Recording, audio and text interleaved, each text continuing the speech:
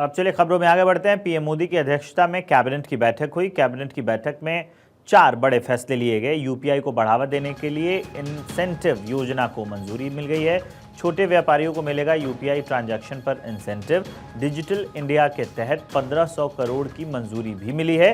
असम में नए ammonia urea complex को मंजूरी मिली है। नामरूप में 10,601 करोड़ से यूनिट का निर्माण किया जाएगा। जवाहरलाल नेहरू पोर्ट ट्रस्ट के लिए 6 लेन हाईवे बनेंगे। जेएनपीटी के इस परियोजना के लिए 4500 करोड़ की मंजूरी दे दी गई है। 3400 करोड़ के फंड से राष्ट्रीय गोकुल मिशन को भी मंजूरी दी गई है।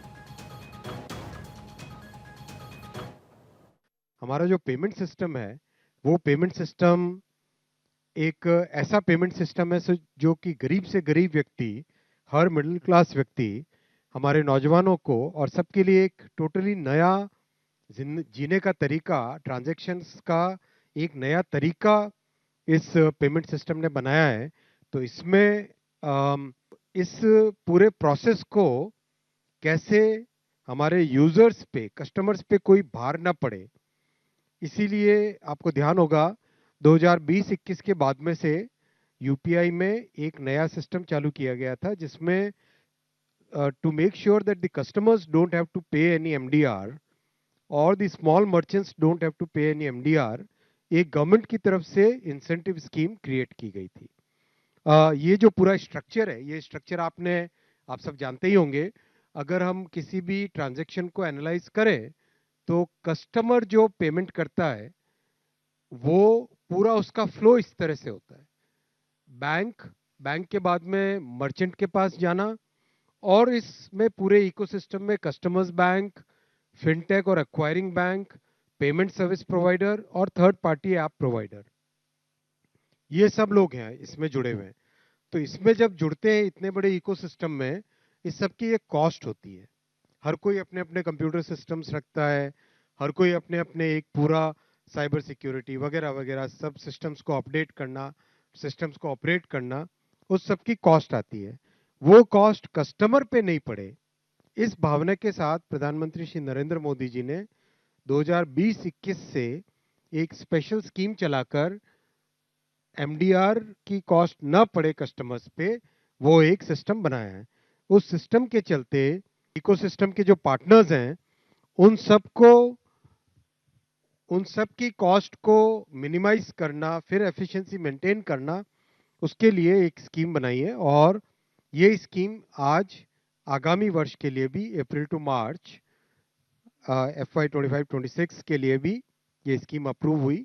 1500 करोड़ रुपीस की ये स्कीम है। And as per this scheme, for all transactions which are person to merchant, जो स्मॉल मर्चेंट्स के पेमेंट्स होंगे अप टू 2000 रुपीज, उसमें कोई ट्रांजैक्शन की कॉस्ट नहीं लगेगी और उनको इंसेंटिव दिया जाएगा।